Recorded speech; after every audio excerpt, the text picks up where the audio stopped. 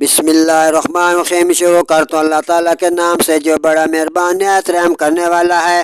وَمَن يَقْتُلْ مُؤْمِنًا مُتَعَمِّدًا فَجَزَاؤُهُ جَهَنَّمُ خَالِدًا فِيهَا وَغَضِبَ اللَّهُ عَلَيْهِ وَلَعَنَهُ وَأَعَدَّ لَهُ عَذَابًا عَظِيمًا۔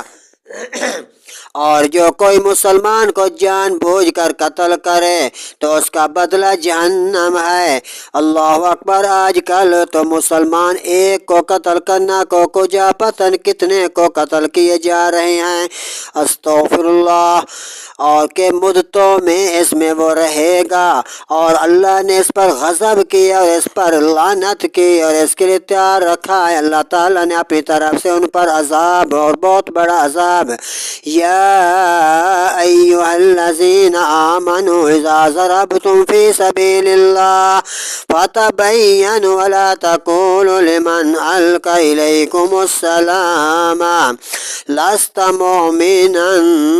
ایمان والو، جب تم جہاد کو نکلو یا جہاد کو چلو تو تحقیق کر لو کہ جو تمہیں کوئی ملے اور سلام کرے تو اس سے یہ نہ کہو کہ کیا آیا تم مسلمان نہیں۔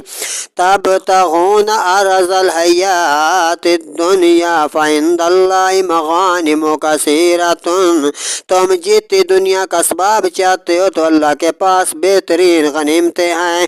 کذالک کنتم من قبل فمن اللہ علیکم فتبینوا۔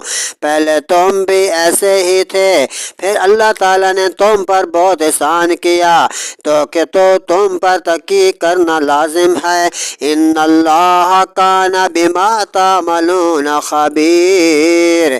بے شک اللہ کو تمہارے ہر کاموں کی خبر ہے۔ صدق اللہ العظیم۔